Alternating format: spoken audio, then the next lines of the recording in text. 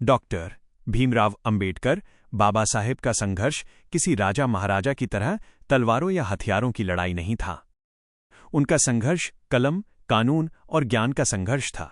उन्होंने सदियों से चली आ रही सामाजिक असमानता, छुआछूत और जातिवाद के खिलाफ अकेले दम पर एक ऐसी वैचारिक क्रांति शुरू की जिसने करोड़ों लोगों को आत्मसम्मान से जीना सिखाया।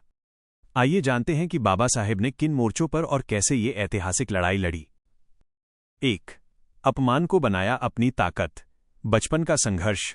बाबा साहेब का जन्म एक ऐसे समय में हुआ था जब अछूत, महार जाति के लोगों को समाज में सिर उठाकर चलने तक की आज़ादी नहीं थी। स्कूल में भेदभाव। स्कूल में उन्हें क्लास के अंदर बैठने की इजाज़त नहीं थी। वे टाट पट्टी घर से ले जाते थे और क्लास के बाहर बैठकर पढ़ते थे।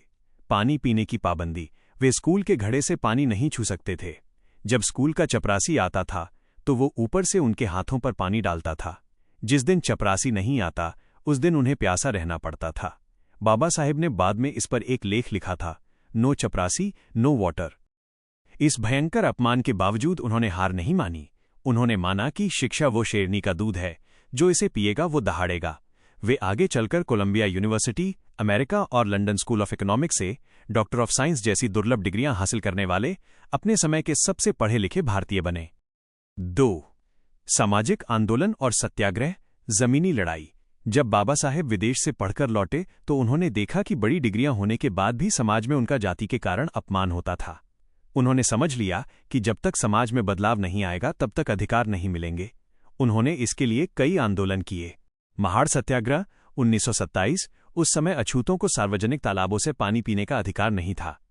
बाबा साहेब ने महाराष्ट्र के महाड़ में चवदार तालाब का पानी पीकर इस दमनकारी नियम को तोड़ा।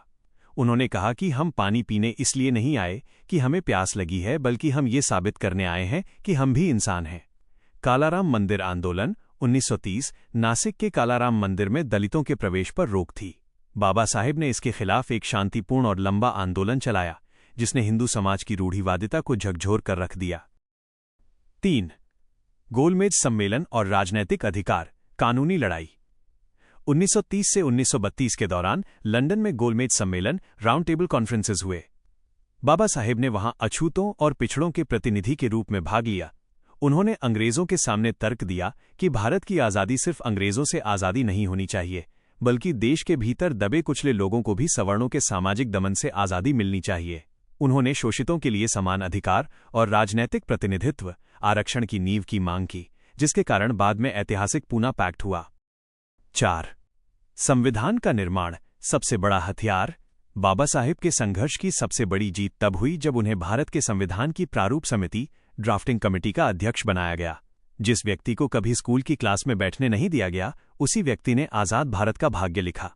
उन्होंने संविधान के अनुच्छेद 14, समानता का अधिकार, अनुच्छेद 15, धर्म, जाति, लिंग के आधार पर भेदभाव पर रोक और अनुच्छेद 17, छुआछूत का अंत को शामिल करके सदियों पुराने सामाजिक भेदभाव को कानूनन अपराध बना दिया।